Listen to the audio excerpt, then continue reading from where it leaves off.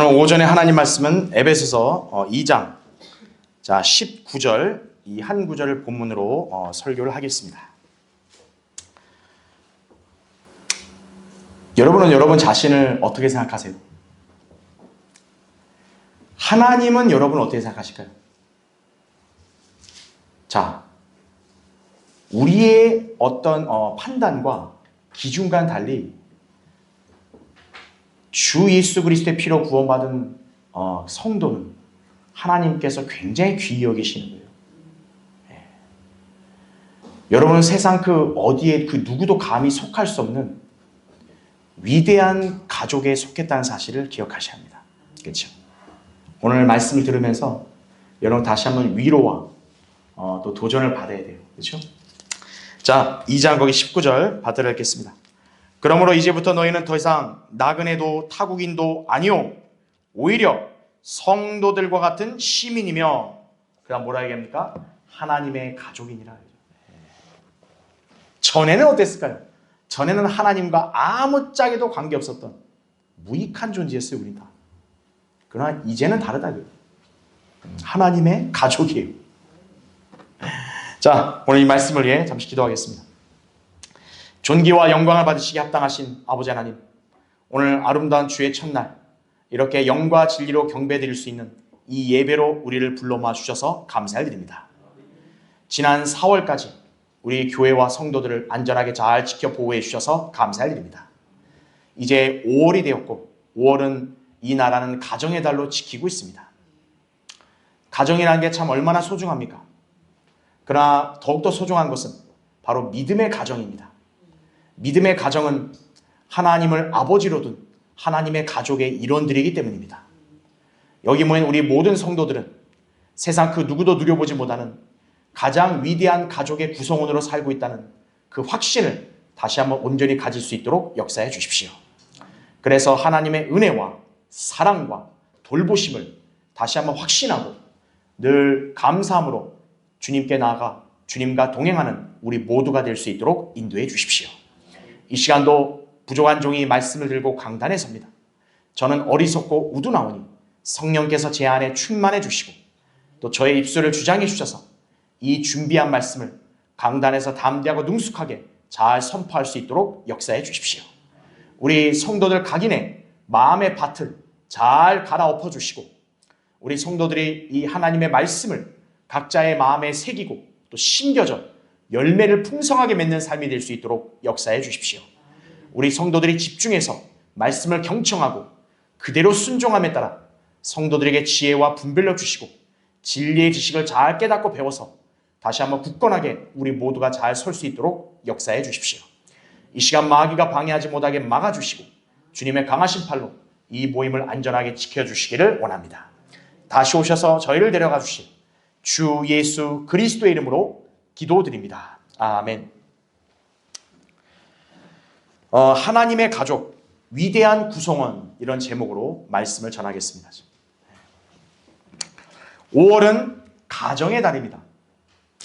세상도 가정의 중요성을 잘 알다 보니 국민들에게 가정의 가치를 유념하도록 국가적으로 날을 기념하는 것 같습니다. 그러나 요새 가정들은 이 급변한 사회 환경에 따라 이런 유대 관계가 무색해지고 있는 실정입니다.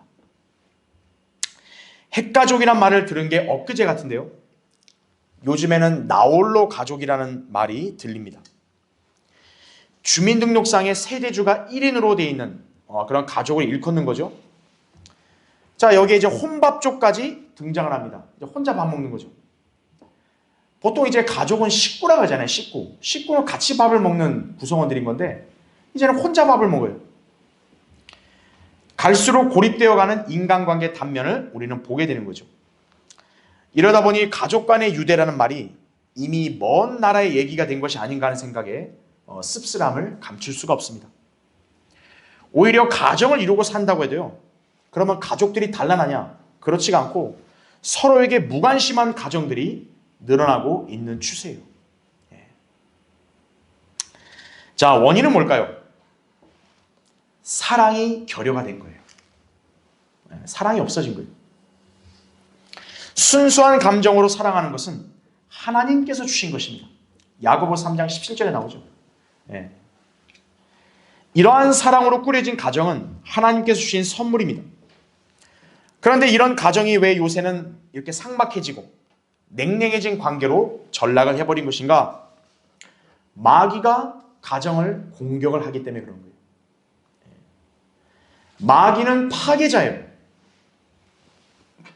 진리와 질서를 파괴하고 권위를 무너뜨리고 신뢰 관계를 훼손을 시키는 게 바로 마귀예요. 그래서 자꾸의 이 나라의 여러 가정들이 깨지고 있는 실정이고요. 지금 심각한 것은 이 나라도 질서와 정의가 무너져 가고 있는 거예요. 마귀가 완전히 짓밟아 버린 거죠. 물론 마귀가 이렇게 하는 데는요, 인간들의 악한 죄의 본성도 한 몫을 거둔 거예요. 네. 무조건 마귀 탓만 할 거 없어요. 네. 인간들도 악한 죄의 본성이 있는 거예요. 뭐가 있냐? 이기심이 있죠. 돈이나 쾌락을 하나님보다 더 사랑하는 본성이 있죠. 그것이 가족 간의 사랑도 아사가 버리는 것이. 네. 디모데후서 3장 4절에 나온 그대로다 있죠. 이것이 바로 인간들과 이 땅의 가족들이 직면하는 한계입니다.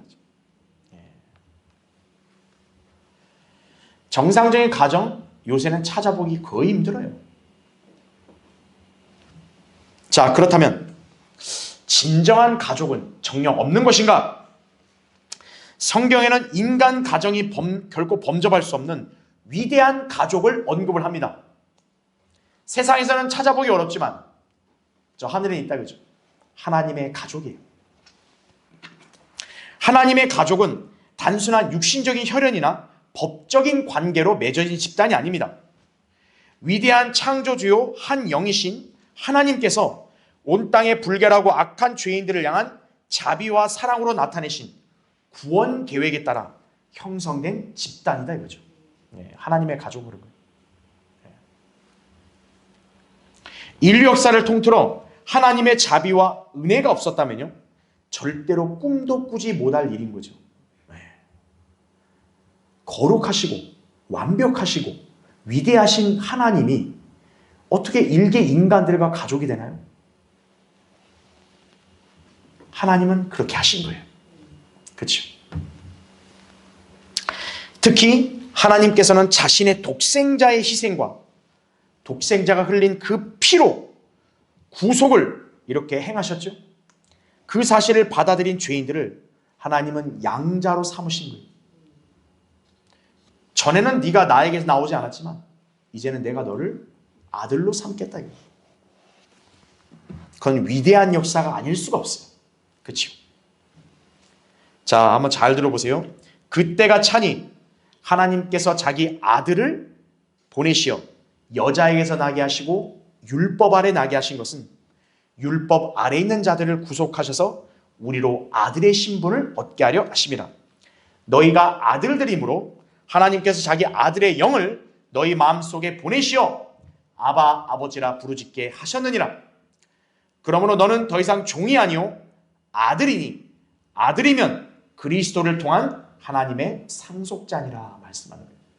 이게 갈라디아서 4장 4절부터 7절에 나온 말씀입니다. 구속으로 우리를 아들의 신분을 주신 거예요. 하나님이 그 성도 개개인의 아버지가 되시는 거예요. 하나님의 관점에서 불경건하고 악하며 가증한 우리 죄인들이 아무런 대가 없이 하나님의 전적인 은혜와 사랑으로 구원을 받아 하나님의 아들들이 되었다는 사실입니다. 요한일서 3장 1절에도 보라 아버지께서 어떠한 사랑을 우리에게 주셔서 우리로 하나님의 아들들이라 불리게 하셨는가 이거예요. 위대한 사랑이죠. 자기 아들을 내어주신 사랑이에요. 한순간에 우리 지위와 신분은 마귀의 자식에서 하나님의 자녀로 뒤바뀌었다는 사실이에요. 소속 가정이 바뀐 거예요. 여러분 극과 극 아니겠습니까? 마귀하고 하나님 완전히 극과 극이에요. 한순간에 바뀐 거예요. 바로 이 점을 사도 바울은 갈보리 십자가 사건으로 말미암아 이 일이 이루어졌음을 역설을 했던 것입니다. 그게 오늘 본문을 위시한 에베소 2장에서 이게 기술하고 있는 말씀이에요. 여러분은 바로 이 하나님의 위대한 은혜로 인해 이 세상에서 결코 누릴 수 없는 하나님의 가족으로서의 삶을 살 수 있게 된 것이다 이거죠. 자, 과연 여러분은 매년 맞이하는 이 가정의 달을 지내면서 자신이 하나님의 가족으로 산다는 사실을 여러분 얼마나 생각해 보셨나요? 여러분은 가정의 달 하면 주로 그냥 부모의 어버이날, 어린이날, 부모 자식 간의 그런 관계, 스승의 날, 여기에만 주안점을 뒀는데 과연 여러분은 하나님 아버지와 자녀인 나와의 관계, 가정의 달에 한번 그걸 얼마나 생각해 보셨어요? 누구도 누리지 못한 사랑, 누구도 받아보지 못하는 돌보심, 누구도 상상할 수 없는 장차 상속받을 유업과 예비되는 보상을 그걸 안다면 현재 이 땅에서 잠시 겪고 있는 고난과 역경, 거기에 낙심하거나 좌절할 이유가 있을까요? 내 원대로 조금 안 풀린다고 그거에 내가 원망과 불평을 가질 이유가 있을까요? 거기에 우리가 몰두할 이유가 있을까요? 여러분은 항상 기억해야 합니다. 위대하신 하나님께서는 나를 사랑하신다는 사실, 나는 그분의 아들이라는 사실, 그리고 장차 그분의 위대한 사랑으로 나는 영광스럽게 된다는 소망, 이거를 여러분이 상기하고 살아야 되는 거예요. 나를 하나님의 가족의 일원으로 받아주신 하나님의 은혜에 감사하며 최선을 다해 그분을 영화롭게 드린 삶을 우리 모두는 살아야 할 것이다 이거죠. 이게 그리스도인이 가정의 달을 맞이했을 때 가장 먼저 결심해야 되는 상황이에요. 이 땅에서의 가족과의 관계도 중요하지만 더 중요한 것은 나와 하나님 사이의 관계예요. 나를 아들로 삼아주신 아버지 하나님과 나는 지금 어떤 관계 속에 살고 있는가 이거예요. 나는 얼마나 놀랍고 위대한 가족의 일원인가. 그거를 여러분이 다시 한번 상기하고 감사와 기쁨이 넘쳐야 되는 것이. 그래서 오늘 설교의 주제는 하나님의 가족의 일원이 된 나는 행복한 사람이다. 오늘 이 주제를 마음에 오늘 새기고 가셔야 돼요. 자, 살펴보겠습니다. 첫 번째, 그리스도의 피가 없었다면 우리는 하나님과 무관한 존재에 불과했어요. 그리스도의 피는 이렇게 중요한 거예요. 오늘 에베소 2장은요, 사도 바울이 우리 이방인들의 실체를 적나라하게 기록해 놓은 본문입니다. 여러분 이제 에베소 2장 펴져 있으니까 1절 잠깐 보세요. 자, 허물과 죄들 가운데서 어떻게 됐대요? 죽었던 너희를. 우리는 예수 그리스도를 만나기 전에는 다 죽었던 사람들이에요. 근데 그가 어떻게 했대요? 살리셨다 이거죠. 자, 2절 보면 전에는 너희가 그것들 가운데서 이 세상의 풍조를 따르고 공중 권세의 통치자 곧 지금 불순종의 자녀들 안에서 역사하는 영을 따라 행하였으니 이거예요. 3절에 그들 가운데서 우리 모두가 이전에는 우리 육신의 정욕들 가운데서 행하였으며 육신과 마음의 욕망들을 이루어 다른 자들과 마찬가지로 자 본래 뭐라 그래요? 진노의 자녀였느니라. 이게 우리의 원래 현실이었어요. 그럼에도 불구하고 하나님께서는 이 지상에서 그분의 백성이요 자녀로서 이스라엘 민족을 선택하셨습니다. 그나마 이스라엘 민족은 하나님의 사랑받고 택함받은 백성이 된 거예요. 그래서 이스라엘은 하나님의 자녀예요. 민족적으로. 또 하나님의 백성이고 민족입니다. 그에 반해 이방인들은 어떻죠? 여전히 하나님의 가족 근처에도 못 가는 존재예요. 지상에서 그나마 사랑받는 민족은 이스라엘 뿐이고 이스라엘을 제외한 이방인들은 역시 뭐냐? 하나님과 아무 관계가 없어요. 거기 2장 12절 보세요. 그때 너희는 자 뭐라고 합니까? 그리스도로부터 분리되어 있었고 이스라엘 나라에 속하지 않는 타국인이요 약속의 언약들로부터는 생소한 사람이었으며 잘 보세요. 소망도 없다 이거예요. 그 다음에 세상에서 뭐예요? 하나님도 없었느니라. 이게 우리의 실체였어요. 심지어 이방인은 개들로 분류가 되었다 이거죠. 개들. 충격적이게도 누가 그런 말씀하시냐면 예수님이 그런 말씀하신 거예요. 이스라엘 백성 내 양은 자녀들이고 너희 이방인들은 개들이다 이거예요. 개들.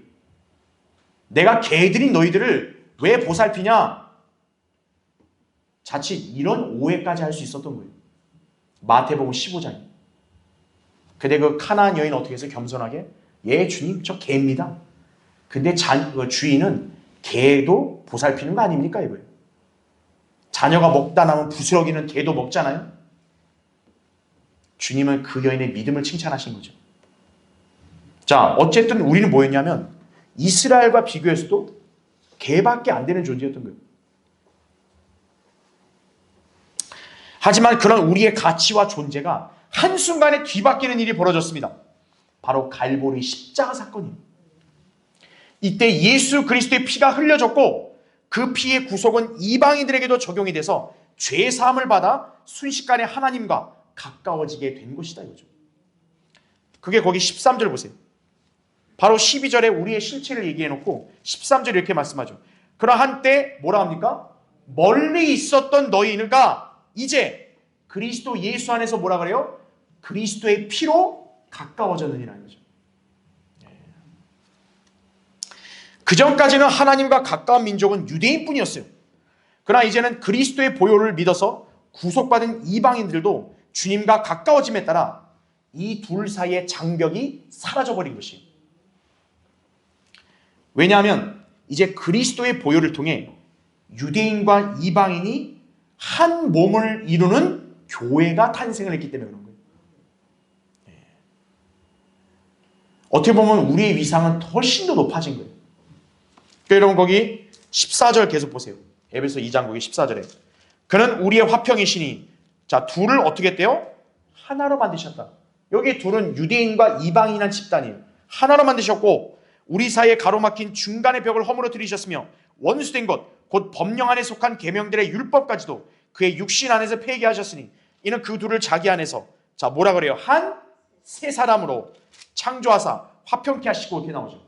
그다음 16절에 그가 뭐를 통해서요? 십자가를 통하여 둘을 어떻게 만들었다? 한 몸. 여기 왜 한 몸이라 했을까요? 그리스도의 몸이기 때문에 그래요. 교회는. 하나님과 화해하도록 함이며 십자가로 원수된 것을 죽이려 함이니라. 또 오셔서 멀리 떨어져 있던 너희와 가까이 있던 그들에게 자 뭐를 전파하셨다? 화평을 전파하셨느니라 이거죠. 유대인과 이방인은 사이가 좋을 수가 없어요. 왜냐? 유대인은 자기들이 택함받은 민족이라는 이 자부심이 강하기 때문에 이방인을 개 취급하거든요. 그래서 사도 바울이 미움을 많이 받았던 거예요. 왜? 사도 바울이 이방인들에 가서 복음 전하니까 유대인들 입장에서는 이거 뭐야 이거죠. 왜 개들한테 가서 전해? 이거예요. 그래서 사이가 안 좋았던 거예요. 그래서 바울은 얘기하는 거죠. 멀리 떨어져 있던 이방인과 가까이 하나님과 가까이 있던 너희가 그리스도 안에서는 뭐예요? 차별 없이 하나라는 거예요. 그게 십자가에서 흘리신 그리스도의 피로 말미암아 가능하게 된 역사라는 얘기죠. 특히 하나님과 멀찍이 떨어져 있던 우리가 하나님을 아버지라 부르며 나아갈 수 있게 된 것은 다름 아닌 성령 때문입니다. 그래서 18절을 보세요. 이는 그를 통하여 우리 둘이라 그러죠. 우리 둘이 어떻게 돼요? 한 성령으로 아버지께 나아감이라 그러죠. 하나님이 아버지가 되는 민족은 유대인뿐인데 이제는 이방인들까지도 어떻게 하는 거예요? 성령으로 하나님을 아버지라 부르며 나아가는 거예요.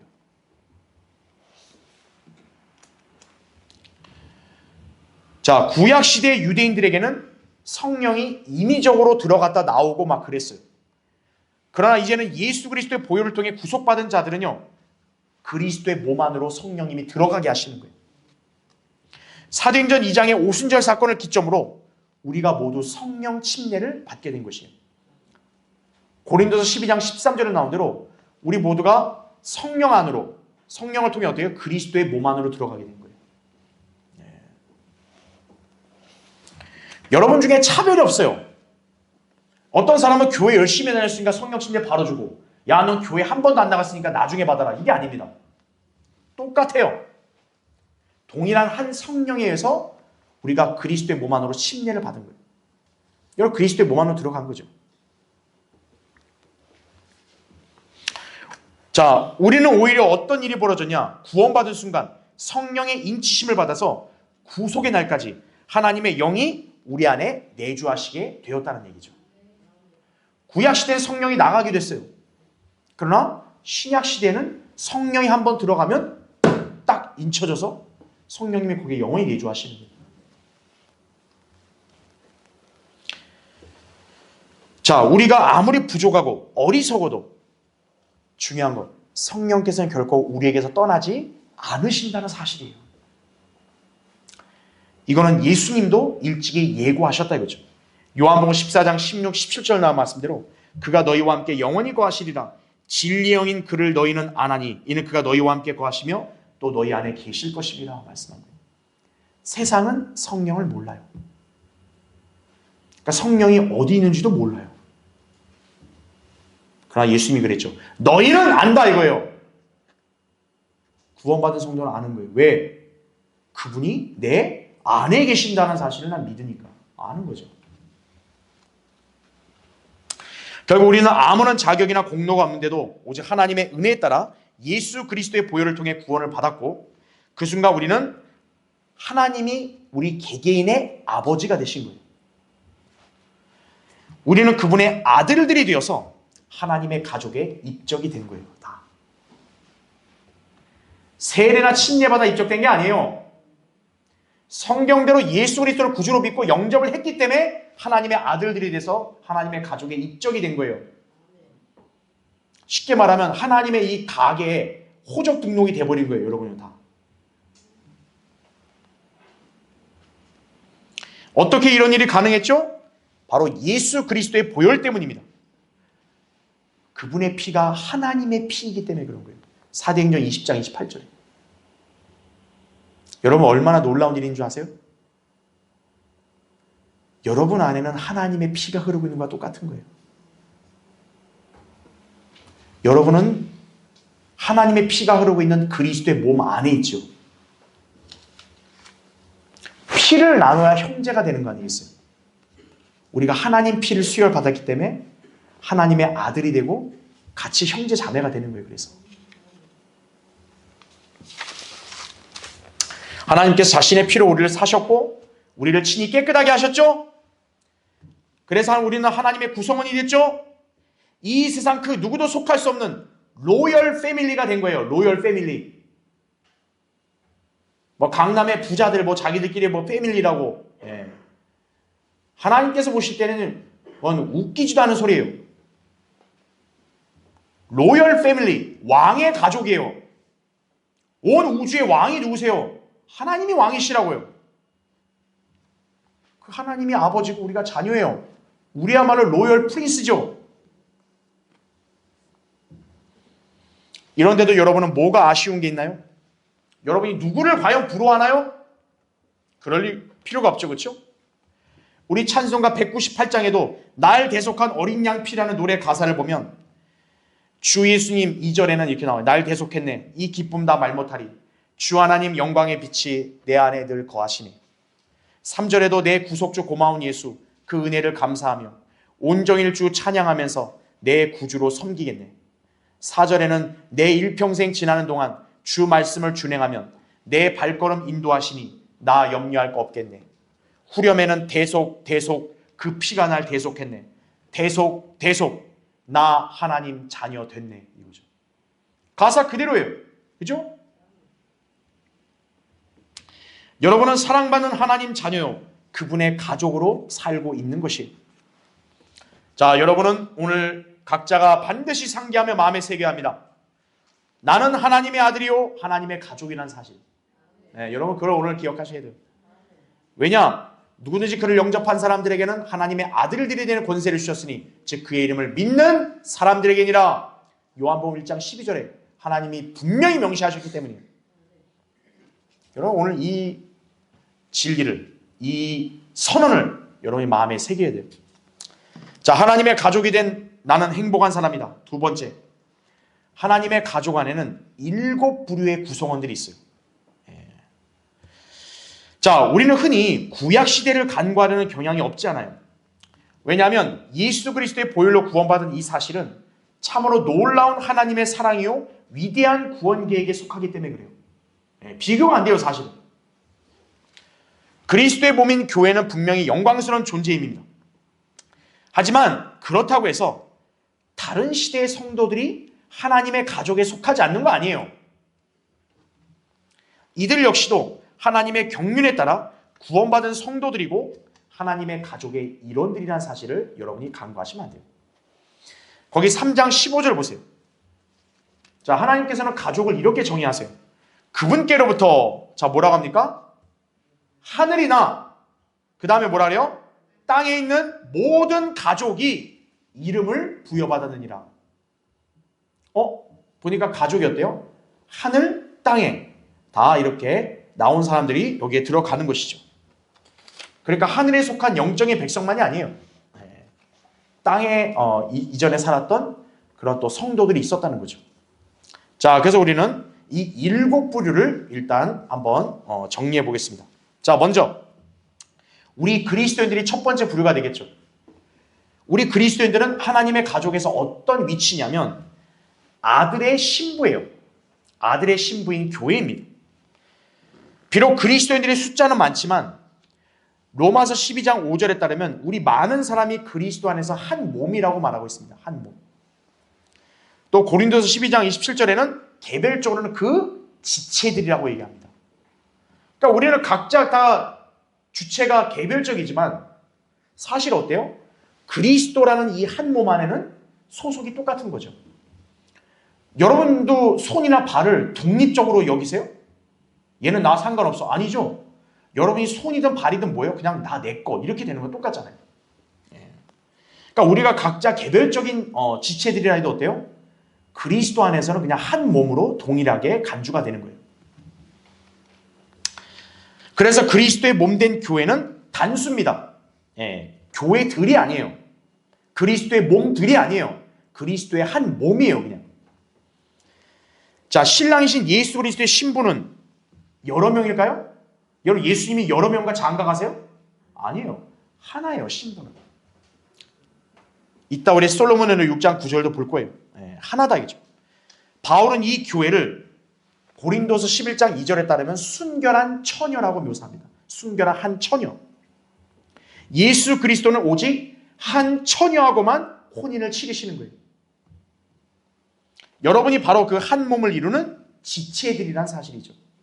고린도서 12장 12절 나온 대로 몸은 하나인데 많은 지체가 있고 한 몸의 지체는 많아도 모두 한 몸인 것처럼 그리스도께서도 그러하시니라 이거죠.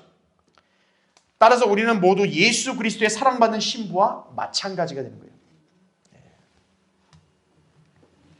자, 그래서 하나님의 가족에는 첫째, 아들의 신부가 있죠. 두 번째는 이제는 이 신부와 대비되는 신랑의 친구에 해당되는 사람들이 있어요. 신랑의 친구. 자, 침례 요한은 자기 자신이 그 부류에 속한다는 사실을 밝혔습니다. 요한복음 3장 29절에 이런 말씀이 있어요. 신부를 얻는 사람은 신랑이지만 신랑의 친구는 곁에 서서 신랑의 음성을 듣고 그 음성으로 인하여 크게 기뻐하느니라. 그러므로 내게는 이런 기쁨이 충만하니라 말씀하죠. 지금 세 부류가 나왔어요. 신랑이 나오고 신랑과 결혼하는 신부가 나오고 이건 우리가 다 알아요. 예수 그리스도와 교회. 근데 제3의 대상이 누구예요? 신랑의 친구. 신랑의 친구는 곁에 서서 기뻐한다는 거죠. 그러면서 자기가 그 기쁨이 충만하다 그러죠. 그러니까 우리는 신랑의 친구가 누구란 걸 알 수 있어요? 침례 요한이라는 걸 알 수 있는 거죠. 자, 그러면 침례 요한은 어떤 사람이냐? 구약의 율법 시대의 마지막 선지자예요. 그러니까 신랑의 친구는 어디서부터 어디까지 해당되는 사람들이냐면 모세부터 침례인 요한까지 구약 유대인 성도들을 상징하는 거예요. 그래서 마태복음 11장 13절에 나온 그대로 신랑의 친구는 모세부터 침례 요한까지 살았던 유대인 성도들이구나. 그렇게 여러분이 이해하시면 되는 거죠. 그래서 이들은 율법과 함께 시작을 해서 침례 요한과 더불어 끝이 난 율법시대 경륜 속에 구원받았던 성도들이란 얘기죠. 바로 이들이 하나님의 가족의 신랑의 친구에 위치해 있는 사람들이에요. 자, 그런가 하면 우리는 율법이 나오기 이전 시대, 창세기에 나타난 성도들도 있을 거 아니겠어요? 여러분이 잘 아는 아벨이라든지, 그 다음에 셋이라든지, 노아라든지, 아브라함, 에녹, 이삭, 야곱, 요셉, 또 욥, 이런 인물들은 모세의 율법 이전에 있던 사람들이잖아요. 여기에 구원받은 성도들 역시 하나님의 가족의 일원들입니다. 그렇죠? 성경은 이들을 두고 뭐라고 묘사하냐?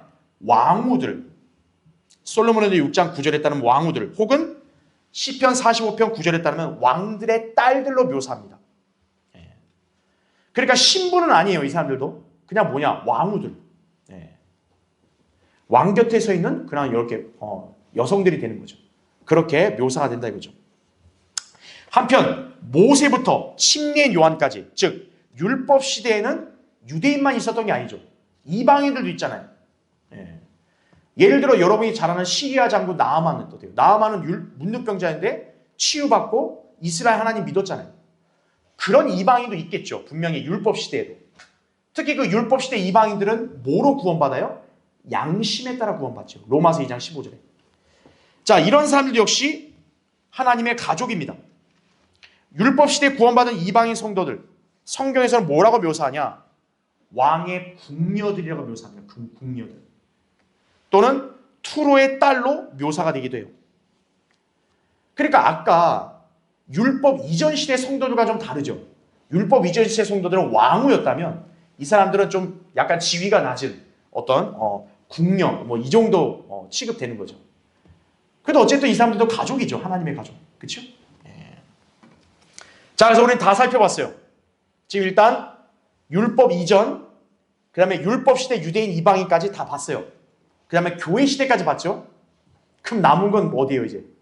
환란과 천년왕국이겠죠. 자, 대환란 때 구원받은 성도들이 있어요. 역시나 유대인과 이방인으로 갈립니다. 그렇죠? 우선 성경은 환란 시대에 구원받은 유대인들을 뭐로 묘사하냐면 기억해 두세요. 처녀들이에요. 처녀들. 아까 교회는 뭐였어요? 처녀였어요. 하지만 여기 환란 유대인들은 뭡니까? 처녀들입니다. 시편 45편 14절에 나온 대로. 자, 이들이 바로 누구냐면 여러분이 옛날 감리교회나 성결교회 다닌 사람들은 너무나 잘 알죠. 마태복음 25장에 나오는 열처녀의 비유에 해당되는 사람들이에요. 열처녀의 비유. 그래서 처녀들 이렇게 얘기한 거예요. 근데 오늘날 교회들은 그걸 우리한테 다 갖다 붙이잖아요. 그러니까 엉뚱한 해석이 나오는 거죠. 아, 열처녀 중에 현명한 5처녀는 기름을 지켰고 어리석은 5처녀는 기름을 잃어버렸죠. 여러분이 신앙생활 열심히 하지 않으면 기름을 잃어버리고 구원도 잃어버립니다. 그런 소리 하고 있는 거예요. 하나님의 가족을 잘못 짚었죠. 그렇죠? 왜 열처녀겠어요? 처녀들, 환란 때 유대인들을 가리키기 때문에 그런 거예요. 그래서 교회와는 전혀 다른 부류예요. 그래서 이들의 특징은 뭐냐? 아까 신부는 어때요? 신랑과 결혼하러 들어가는 거죠. 하지만 이들은 결혼하는 게 아닙니다. 이들은 결혼한 신랑을 맞으러 나가는 사람들이에요. 마태복음 25장 1절에 나온 대로 자기들이 신랑과 결혼하려고 하는 게 아니라 이미 신랑과 신부가 결혼하고 나서 그들을 맞이하기 위해서 가는 거예요. 맞으러 나가는 거죠. 그렇죠? 그래서 우리처럼 이들은 구원이 영원히 보장되는 게 아니에요. 현명한 5처녀처럼 기름, 성령을 상징하죠. 기름을 끝까지 행위로 지켜야 되는 거예요. 기름이 사라지지 않도록. 그래서 마태복음 25장의 비유는 오늘날 그리스도인들에게 적용되지 않는 거예요. 자, 여러분 또 한 부류 알았죠? 환란 때 유대인 성도들은 뭐다? 처녀들이다. 바로 동정들이에요. 요한계시록 14장에 나온 동정들.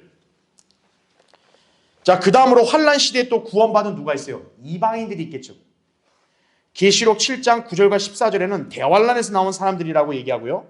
모든 민족들, 족속들, 백성들, 언어들에서 온 아무도 셀 수 없는 큰 무리라고 불립니다. 성경은 이들을 두고 뭐로 칭하는 줄 아세요? 손님들이라 칭합니다. 손님들.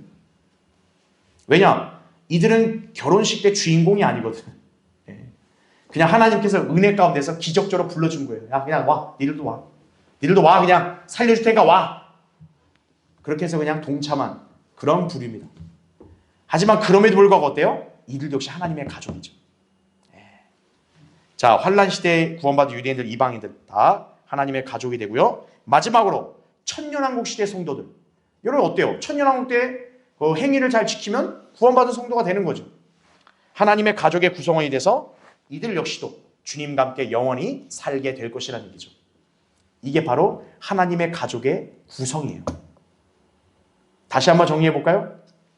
율법 이전에 산 사람들, 그렇죠? 그 다음에 율법 시대 살았던 유대인과 이방인들, 그 다음에 교회 시대 성도들, 그 다음에 환란 시대 유대인과 이방인들, 마지막으로 천년왕국 성도들. 이렇게 7부류가 이 하나님의 가족에 속한다는 얘기죠. 하나님께서는 이렇게 인류 역사를 경영하시면서 구원받은 사람들을 그분의 성도들로 삼으시고 가족으로 받아주셨습니다. 주님께서는 온 세상의 죄인들을 심판하심으로써 멸망케 하시겠지만요, 구원받은 성도들은 멸망케 하지 않으세요. 하나님과 함께 영원히 살게 될 것이에요. 영광 가운데 그 위대한 하나님과 거하게 될 것이에요. 여러분은 이 가족에 등재되었다는 사실에 감사해야 돼요. 이 가족에 누가 등재가 되냐? 생명책에 이름이 기록돼야 돼요. 여러분이 예수 그리스도를 성경대로 믿었으면 여러분의 이름은 생명책에 있어요. 근데 예수 그리스도 안 믿고 그냥 교회만 냅다 다니는 사람들은 생명책이 없는 거예요, 이름이. 아, 하나님, 저도 자녀입니다. 없는데? 이거죠. 새벽 예배 열심히 나갔는데요. 금요철에 열심히 했는데요. 아, 없어, 여기 생명책에 이름이. 없어, 그냥 불못으로 가라, 이거죠. 생명의 책에 이름이 등재되려면 그리스도의 보혈을 통해 구원받아야 되는 것이에요. 그렇죠? 자, 하나님의 가족이 일원이 된 나는 행복한 사람이다. 마지막 세 번째. 자, 아까 우리 하나님의 가족을 다 살펴봤죠. 그 중에 위상이 가장 독특하고 놀라운 부류가 누굴까요? 바로 우리 그리스도인들이에요. 그러니까 우리는 하나님의 가족의 구성원들 중에서도 그 위상이 독특한 사람들이에요. 자, 이 지상의 민족들 중에 하나님께서 독특한 민족으로 분류하신 나라는 이스라엘이었습니다. 출애굽기 19장 5절 6절이나 신명기 14장 2절에 나오죠. 그러나 이스라엘이 독특한 백성으로서의 위상을 걷어차버리니까 하나님께서는 이제 신약의 그리스도인들에게 그 위상을 넘겨버리신 거예요. 그게 베드로전서 2장 9절에 나온 말씀입니다. 그러나 너희는 선택받은 세대요, 왕같은 제사장이며 거룩한 민족이요, 독특한 백성이니 이는 너희를 어둠에서 불러내어 그의 놀라운 빛으로 들어가게 하신 분의 덕을 너희를 선포하게 하려는 것이니라. 구약에는 원래 이스라엘이 그 역할을 할 수 있었거든요. 이스라엘이 완악하니까 어때요? 하나님께서 그 지위를 그리스도인에게 넘기신 거예요. 신약 시대는. 자, 그런데 신약의 그리스도인들은 과거의 그 어느 성도들보다 독특할 뿐만 아니라 더욱 복된 자녀들이라 할 수 있습니다. 여러분도 노골적으로 말하면 뭔지 아세요? 우리가 성경에서 그렇게 위대하게 치는 모세, 다윗, 엘리야, 아브라함 이런 사람들보다 어때요? 우리가 더 복된 사람들이 될 수 있는 거예요. 왜일까요? 그들은 그리스도의 피로 구속받지 않았기 때문에 그래요. 우리는 흠도 없고 점도 없는 어린 양 같은 그리스도의 보배로운 피로 구속을 받았기 때문에 우리는 특별한 사랑을 받는 하나님의 자녀인 거예요. 베드로전서 1장 19절에 나온 대로. 특히 우리는 다른 시대의 성도들과는 달리요, 하나님의 아들이신 예수 그리스도와 같은 몸으로 변모된다는 약속이 주어진 거예요. 아브라함이든 다윗이든 누구든 그렇게 못 돼요. 그러나 우리는 예수 그리스도 같이 바뀌는 거예요. 빌립보 3장 20절 21절에 나오죠.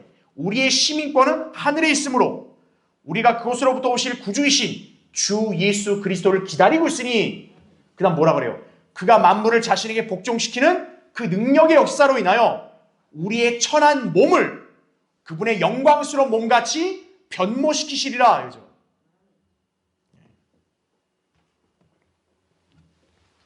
하나님의 가족의 측면으로 보면요, 여러분은 하나님의 약속들이나 영적인 복들을 약속받은 하늘나라의 시민이 된 거예요.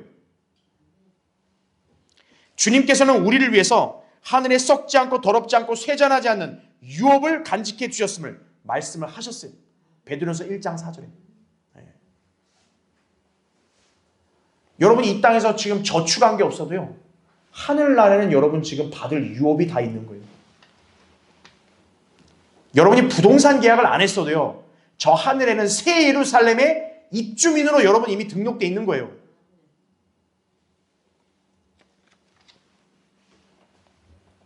여러분 펜트하우스가 부러우세요?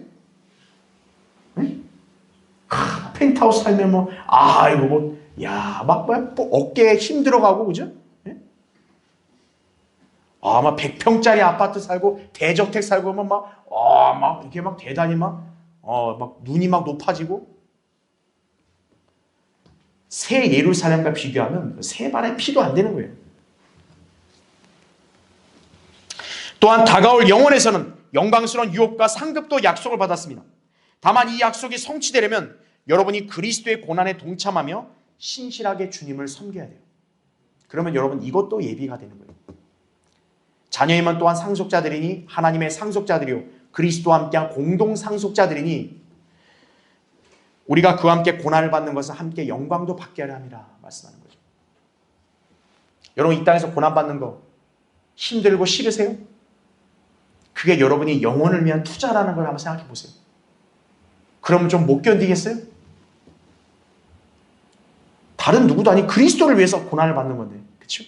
진리를 위해서 박해를 받는 건데, 그게 나의 하늘에 썩지 않고 영원하고 복된 유업과 상급을 쌓는 길이라고 한다면 잠시 그거를 못 감당하겠냐 이거예요.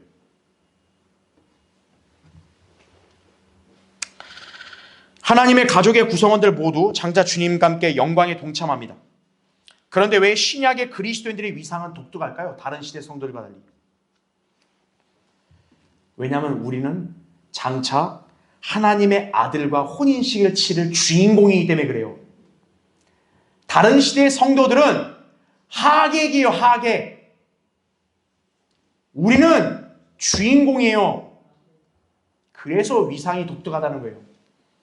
자, 한번 찾아보죠. 계시록 19장 한번 보세요. 여러분, 우리 하나님의 초미의 관심사가 뭘까요? 하나님이 이 지상에 뭐 지방선거 있는 거 거기 관심 두세요, 하나님이? 야, 누가 시장 되냐? 우리 하나님은 그런 분이세요? 하나님은 자신의 아들의 혼인식에 관심을 가지시는 거예요. 이 내 아들의 혼인식을 어떻게 성대하게 치를 거냐? 하나님은 거기에 관심을 두시는 거예요. 그 성대한 결혼식의 주인공이 교회입니다. 신부. 거기 7절 보세요. 기뻐하고 즐거워하며 그분께 존귀를 돌리세. 이는 어린 양의 혼인식이 다가왔고 그 다음 뭐라 그래요? 그의 아내도 자신을 예비하였습니다. 이제 그녀에게 허락하사 정결하고 흰 세마포를 입게 하셨으니 세마포는 성도들의 의라 하더라. 그때 그가 내게 말하기를, 잘 보세요. 어린 양의 뭐라 그래요? 혼인잔치에 초대된 그들은 복이 있다고 기록하라 하고 또 내게 말하기를 이것들은 참된 하나님의 말씀들이라고 하더라. 이렇게 나오죠. 많은 사람들이 헷갈려하는 게 여기 9절에 초대된 그들을 그리스도인들이라 해석을 해요. 아닙니다. 우리는 초대 대상이 아니에요. 우린 주인공이지.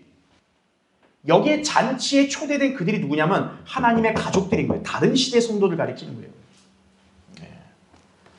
그들은 복을 받았다는 거죠. 하나님께서 가장 성대하게 준비하시고 치르시는 혼인식에 참석한 것 자체가 복이 있다는 거예요. 하지만 교회는 어때요? 주인공이에요, 신부. 여러분 결혼식의 주인공 누굽니까? 신랑도 아니고 신부죠. 그죠? 그 눈치 없게 하객이 막 그냥 신부보다 더 이쁘게 하고 뭐 그건 내보내야 돼요, 그 사람은. 결혼식은 신부가 가장 주인공이에요. 스포트라이트 받아야 되는 거예요. 하객들은 그냥 뭐예요? 와서 축하해주고 밥이나 맛있게 먹고 가야 되는 거예요. 그게 하객의 위치죠. 주인공이에요, 교회가. 자, 상식적으로 결혼식에는 신랑과 신부만 있지 않다는 점 알고 있죠, 그렇죠? 비밀 결혼, 도둑 결혼하면 신랑과 신부 둘만 하겠지만, 뭐 결혼식 하면 양가 가족들, 뭐 지인들 다 올 거 아니겠어요, 그렇죠? 그럼에도 불구하고 이 결혼식에서요 가장 빛나는 주인공은 뭐라 해도 신랑과 신부예요. 하객들은 자리를 빛내줄 뿐이에요. 하나님의 가족이 참여하는 혼인식에서 가장 영광스러운 대상은 어린 양의 신부인 교회입니다.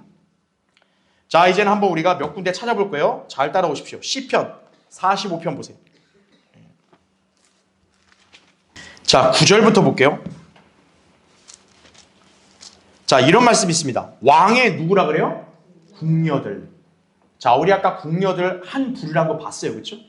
궁녀들 가운데는 여러 왕들의 딸들이 있었으며 왕의 우편에는 오필의 금으로 단장한, 자, 누가 서 있대요? 왕비가 서 있느니라. 그러니까 여기 궁녀들과 왕비는 한 명이에요. 한 명인 이유는 여러분 잘 아시죠, 그렇죠? 바로 이 교회는 단수잖아요, 그렇죠? 그 다음에 10절 보세요. 오 딸이여 경청하고 유념하며 내 귀를 기울이라. 그리고 내 백성과 내 아버지의 집을 잊어버리라. 그리하면 왕이 내 아름다움을 크게 탐내리니 이는 그가 너의 뭐라 그래요? 주심이라. 교회의 주가 누구예요? 예수 그리스도, 신랑이죠. 우리의 신랑이신 예수님은 신랑도 되지만 주도 되시는 거예요. 그렇죠? 그 다음에 12절 보면 누가 나옵니까? 투로의 딸이 예물을 가져올 것이며, 여기도 역시 뭐냐면 참여를 한 거예요. 참여를 했지만 이 사람은 신부가 아니죠. 예. 백성 가운데 부한 자들도 너희 호의를 간절히 구하리라. 그 다음에 13절 왕의 딸이 안에서 온갖 영화를 누리나니 그녀의 옷은 금으로 짜두다. 그녀가 수놓은 옷을 입고 왕께로 인도될 것이요. 그 다음 잘 보세요. 그녀를 따르는 뭐라고 그래요? 그녀의 동료 처녀들. 아까 처녀들 환난 때 유대인들이라고 했죠. 열처녀 비유에 나오는, 바로 그들도 왕께로 인도되리니 그들의 기쁨과 즐거움으로 인도되어 왕궁으로 들어가리라 말씀하는 거죠. 그래서 이 45편은 어린 양의 혼인식에 대한 예언이에요. 이게 바로. 예. 그러니까 여러분 이걸 통해서 알 수 있는 게 뭡니까? 왕과 결혼한 왕비가 있는데 그들만이 아니라 주변에 그런 하객들이 있구나 하는 걸 알 수 있는 거죠. 자, 하나 더. 솔로몬의 노래 6장 한번 보세요. 솔로몬의 노래 6장. 이제 8절부터 10절 보겠습니다. 자, 보니까 대상이 누가 나와요? 왕후가 60이요, 후궁이 80이요, 처녀들은 셀 수도 없으나. 자, 왕후가 나오죠. 후궁이 나오죠. 그 다음에는 뭐가 나와요? 처녀들이 나오죠. 이 사람들은 결혼식의 주인공은 아니에요. 그렇죠? 9절을 보시면 나의 비둘기, 나의 더럽혀지지 않은 자는 오직 뭐라 그럽니까? 하나요. 지금 이게 신랑이신 예수 그리스도의 독백인데, 그분이 말씀하는 게 뭐예요? 주변에 왕후, 후궁, 처녀들 엄청 많은데 그 신랑이 사랑하는 신부는 오직 몇몇? 하나라는 거예요. 그녀는 그 어머니의 외동딸이며 그녀를 낳은 어머니의 귀한 사람이라. 딸들이 그녀를 보고 그녀를 축복하니 나오죠. 바로 이게 딸들, 그렇죠? 일종의 처녀들과 똑같은 거예요. 그러니까 이 결혼식에 하객으로 오는 들러리 쓰는 여자들은 어때요? 신부를 이렇게 축복하죠. 네. 그들이 그녀를 칭찬하는도다 이렇게 나오고 10절 보세요. 그래서 이 신부의 정체가 나와요. 아침처럼 비추고 그 다음 뭐라 그래요? 달처럼 곱다. 이 신부는 달로 비유가 됩니다. 그리고 해처럼 맑고 깃발들을 든 누구와 같대요? 군대처럼. 위험 있는 여자는 누구인가? 교회는 뭡니까? 그리스도를 따르는 군대죠. 그렇죠. 바로 교회란 사실을 알 수가 있는 것이죠. 자, 하나님께서는 장차 그분의 가족들이 영원히 거할 처소를 마련하십니다. 영원 시대의 유대인들은 새 땅을 받겠죠. 이방인들은 새 하늘을 주실 거죠. 그러면 교회는 어디 갈까요? 교회는 특별한 한 도성을 예비하십니다. 요한계시록 21장 2절에도 나 요한은 거룩한 도성 새 예루살렘이란 말이 나옵니다. 하나님께로부터 하늘로서 내려오는 걸 보았는데 마치 신부가 자기 남편을 위하여 단장한 것 같이 예비되었더라 이거죠. 안타깝지만 다른 시대 성도들은 여기에 해당이 안 되는 거예요. 이 새 예루살렘이란 도성은 주님이 자신의 신부를 위해서 마련한 도성입니다. 신부가 아닌 사람들은 여기에 낄 수가 없어요. 여러분 이렇게 독특한 하나님의 가족이 된 거예요. 독특한 하나님의 가족이. 우리는 하나님의 가족 중에서 가장 복된 유업과 영광스러운 지위를 차지하게 될 것입니다. 하찮은 이 세상에 썩어질 것들에 미련을 둘 이유가 있나요? 저게 좀 아까우세요? 저 세상에 있는 거? 나도 좀 갖고 싶다. 돈을 좀 더 갖고 싶다. 집도 좀 더 갖고 싶다. 자동차 좀 더 갖고 싶다. 주님이 하신 말씀 뭐예요? 세상을 다 이용하지 못할 것처럼 하라 하잖아요. 왜요? 세상의 형체는 사라져간다 이거예요. 여러분은 자신이 하나님의 가족 중에서도 독특하고 복된 위치에 있다는 사실에 감사와 찬양을 드려야 하는 것이에요. 자, 결론을 맺겠습니다. 여러분이 잘 아는 누가복음 15장에 나오는 탕자의 비유가 있죠. 탕자는 작은 아들인데 아버지로부터 자기 유산 달라고 해서 그걸 가지고 외국에 갔어요. 다 탕진하고 빈털터리가 되었습니다. 그런 방탕한 생활로 모든 재산을 다 탕진했을 뿐만 아니라 건강, 인간관계 잃었을 것은 물론이고요. 자기가 꿈꿨던 생활, 마지막 남은 존재감마저 상실을 했을 겁니다. 그야말로 짐승보다 못한 처지로 전락을 했죠. 그렇죠? 그가 더 이상 추락할 곳이 있었겠어요? 이 탕자가? 잃어버릴 게 있겠어요? 없어요. 그런 그가 살 의욕이 있었겠어요? 여러분이 만약 탕자의 입장이라고 보세요. 여러분 인생을 살 수 있겠어요? 이건 그냥 죽는 게 낫다 이거죠. 자살하는 거죠, 사람들은. 하지만 그는 그런 처짐에도요. 자신 안에 잃어버리지도 빼앗기지도 않았던 한 가지가 남아있음을 떠올리는 거예요. 그 한 가지가 뭐냐? 누가 뭐라 해도 자신은 고향에 계신 자애로운 아버지의 아들이란 사실이에요. 빈털터리가 돼도 나에게는 하나 남았다 이거예요. 아버지, 가족이 있다는 거예요. 그는 그 한 가지 때문에 회복이 되는 거예요, 탕자는. 그래서 결심하죠. 내가 아버지께 가겠다 그냥. 이것이 바로 가족의 소중함이에요, 가족. 남들은 손가락질해도요, 가족은 품어주는 거예요. 사람은 늘 힘들고 고달플 때 어딘가에 기댈 존재를 찾기 마련입니다. 가장 포근하고 안심이 되는 존재는 가족이에요. 세상의 다른 사람들은 자기를 멸시하지만 가족은 자기를 받아주고 위로해주고 자기 편이 되어주는 거예요. 그러니까 절망적일 때 가족이 생각나는 거죠. 하지만 요새는 그런 가족의 포근함을 찾는 것도 쉽지 않은 현실이에요. 인간사회의 한계죠. 그러나 우리는 걱정하거나 염려할 필요 없습니다. 왜요? 우리는 신실하신 하나님의 가족이기 때문에 그런 거예요. 인간은 변하지만 하나님은 변하지 않으세요. 설사 인간 부모가 나를 사랑 안 해도 하나님 아버지는 나를 사랑하시는 거예요. 요한복음 13장 1절에도 예수님은 그 배반하고 도망갈 제자들을 끝까지 사랑하시는 거예요. 아시면서도. 우린 원래 하늘나라 본향에 살아야 되는 시민인데 지금 먼 나라와 같은 이 세상에 살고 있어요. 그래서 성경은 우리를 나그네요 타국인으로 묘사하는 거예요. 그랬어요. 이 세상이 어떻게 변하든 우리 관심사 아닙니다. 어차피 우리는 타국과 같은 이 세상을 이제 떠날 거예요. 가족의 가장이신 아버지가 이제 여러분을 부를 거예요. 얘야, 이제는 와라. 여러분은 조만간 가장 따스하고 사랑스러운 아버지의 품에 안기게 될 것입니다. 세상에서 누구도 알아주지 않았던 내 마음을 아버지께서 보듬어 주실 것이에요. 우리의 화려하고 웅장한 본향에 다다르면 모든 근심과 슬픔은 사라질 거예요. 사랑하는 주님과 다른 성도들을 만나서 영원히 행복하게 살 것이에요. 그게 하나님의 가족이 앞으로 맞이하게 될 운명이에요.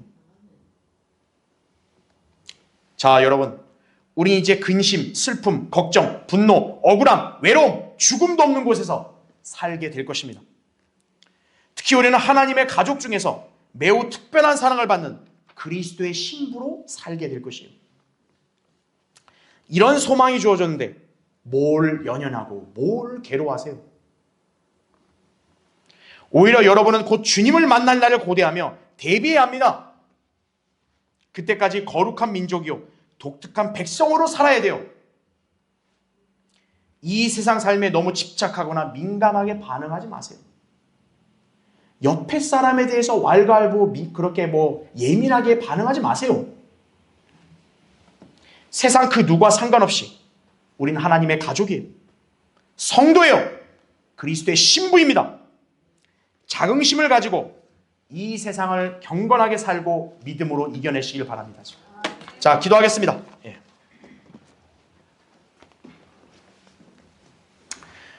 위대하신 아버지 하나님, 오늘도 부족한 종을 들어서 주셔서 하나님 말씀을 전하게 해주시니 감사를 드립니다. 우리가 하나님의 가족으로 산다는 게 얼마나 행복한 것인데 참 그 행복을 우리가 현재 만끽하고 살고 있는지를 우린 다시 한번 돌아봐야 됩니다. 어차피 세상은 우리의 본향도 아니고 이제 언젠가 우리를 떠날 것인데 우리는 종종 이런 세상에 우리가 속한 어떤 것들에 너무나도 이렇게 집착하거나 미련을 두거나 그거에 대해서 염려하거나 또 우리가 그거에 대해서 걱정하거나 불평하거나 낙심했던 적이 있을 줄 압니다. 오늘 말씀을 통해서 우리의 부족함과 연약함을 자백하여 주님께서 우리의 그런 연약함을 용서해 주시고 다시 한번 하나님 안에서 우리가 확신과 소망과 기쁨을 누리는 삶 살 수 있도록 회복시켜 주시기를 원합니다. 이 초청 시간 주님 영광을 사용해 주시고 성도들이 주님께 진지하게 나와 마음을 토라고 기도할 때 주님 만나 주시고 위로해 주시며 기도에 응답해 주시기를 원합니다. 주 예수 그리스도 이름으로 기도드립니다. 아멘.